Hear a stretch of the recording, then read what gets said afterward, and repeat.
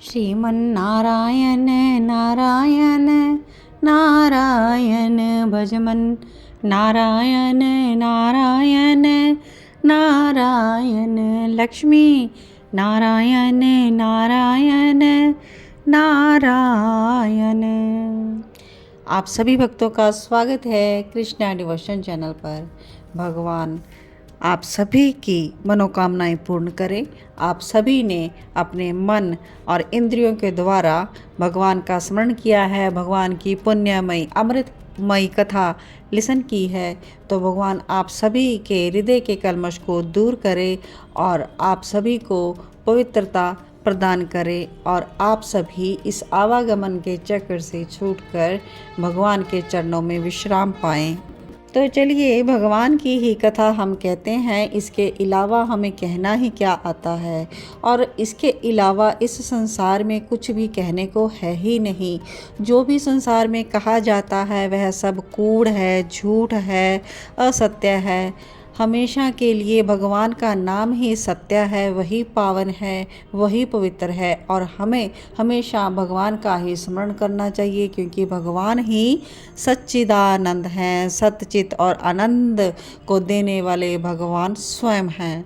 तो उस भगवान हरि को हम स्मरण करते हुए आज अध्याय 28वें की कथा लिसन करते हैं। वशिष्ठ जी राजा दिलीप से कहते हैं कि अच्छोद सरोवर में सब लोग स्नान करके संतुष्ट होकर सुखपूर्वक उस स्थान पर पहुँचे।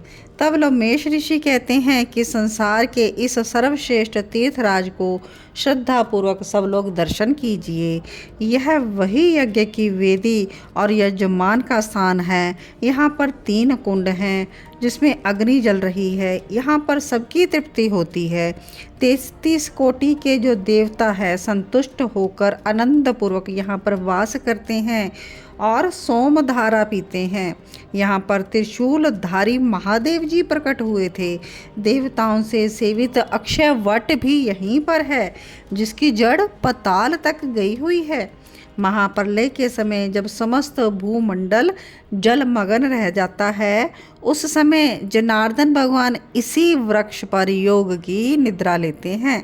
महादेव की अति प्रिय भगवती भागीरथी, जिसका सेवन सिद्ध लोग सिद्धि तथा मुक्ति प्राप्ति के लिए करते हैं, यहीं पर भ्रमण करती है। इसका जल पीकर मनुष्य मुक्त होते हैं। हे मुनि, गंगा यमुना का संगम बड़े ही पुण्य से प्राप्त होता है। इसमें स्नान करने से मनुष्य जन्म मृत्यु से छूटकर ज्ञान प्राप्त करके तर जाता है। अन्य जीवधारी प्रयाग में स्नान करके बिना ज्ञान से मुक्त हो जाते हैं। ब्रह्मा जी ने यहीं पर महायज्ञ करके सृष्टि रचना की समर्थ्या प्राप्त की थी।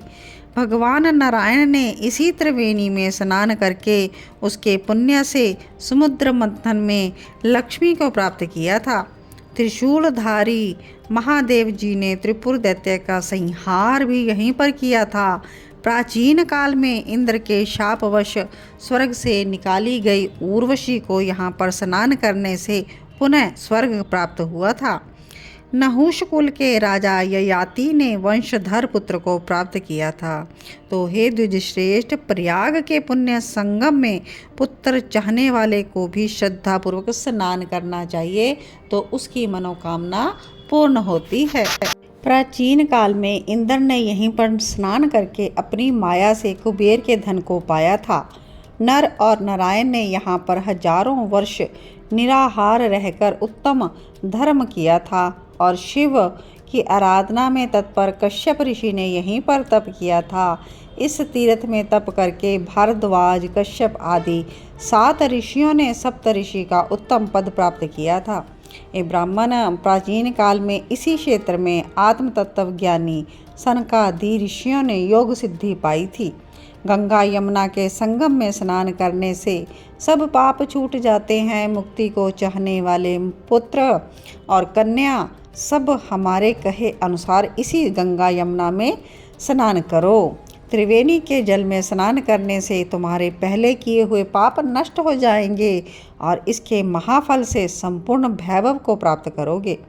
ऋषि के इस प्रकार के सत्य वचन सुनकर ब्राह्मण पुत्र और गंधर्व की कन्याएं स्नान करने के लिए प्रयाग में जाते हैं और पिशाच योनि से मुक्त होकर अपने वास्तविक शरीर को प्राप्त हो जाते हैं। वेद निधि ने अपने पुत्र तथा दिव्य रूप वाली अति सुंदरी कन्याओं को देखकर प्रसन्न चित्त लमेश ऋषि से कहा कि हे महर्षि, आपके अनुग्रह से हम सब पाप से मुक्त हो गए हैं। अब इन बालकों को अच्छा धर्म का उपदेश भी दीजिए।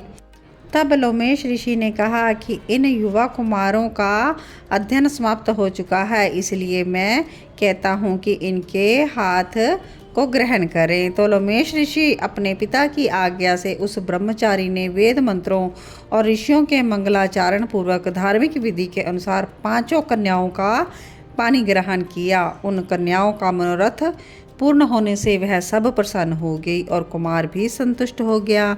तो उसके पश्चात रमेश ऋषि से अभिवादन पाकर देवताओं से सेवित मेरु पर्वत पर वे चले गए। तब हे राजन, वेद निधि प्रसन्न चित्त अपने पुत्र और 5 बहुओं को साथ लेकर कुबेर के नगर को गए। तो हे सूत जी के पुत्र, इस पवित्र कथा को सुनकर दूसरों को धोखा देने वाले वंचक, पिताद्रोही, गुरु पत्नी में रत, कन्या की बिक्री करने वाले, विष्णुद्रोही आदि शुद्धि को प्राप्त होते हैं। यह तीर्थ मन चाहा फल मोक्ष देने वाला है। जिनकी श्रद्धा ना हो उनको यह कथा नहीं सुननी चाहिए। यह तो अत्यंत ही गोपनीय है। श्रद्धापूर्वक जो कोई इस कथा को पढ़ता है, सुनता है, वही विष्णु का सायुज्य प्राप्त करता है। बुरे स्वप्न पाप को हरने वाला पुण्यदाता इस माघ महात्म्य के कहने वाले का पूजन करना चाहिए। जो कोई इस दिव्य माघ महात्म्य को सुनता है, पाठ करता है, उसके सभी मनोरथ पूर्ण होते हैं। सब पापों से छूटकर वह विष्णु लोक को प्राप्त होता है। धर्महीन के लिए यह दुर्लभ है। इसको सबसे पहले ब्रह्मा जी ने वशिष्ठ मुनि से कहा, फिर उसी को दत्तात्रेय जी ने कहा, फिर वशिष्ठ जी ने राजा दिलीप से कहा और मैंने कार्तवीर्य को सुनाया। तो जिस घर में महात्म्य की पूजा होती है उस घर में भगवान नारायण सर्वदा पूजित रहते हैं। पुष्कर, प्रयाग, गंगा सागर, देवालय, कुरुक्षेत्र, काशी जी में इसका पाठ अवश्य ही करना चाहिए। ग्रहण के समय पुष्कर तीर्थ में इसका पाठ करने से दुगना फल प्राप्त होता है। तो इस प्रकार माघ मास में आप अच्छे कार्य कीजिए, माघ मास की कथा श्रवण कीजिए, दान पुण्य कीजिए, तो अंत में भगवान विष्णु का लोक उसको प्राप्त होता है।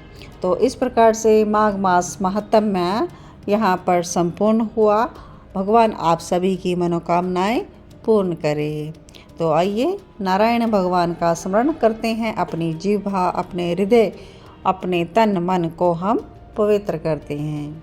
श्रीमन नारायण नारायण नारायण, भजमन नारायण नारायण नारायण, सीता नारायण नारायण नारायण, लक्ष्मी नारायण नारायण नारायण।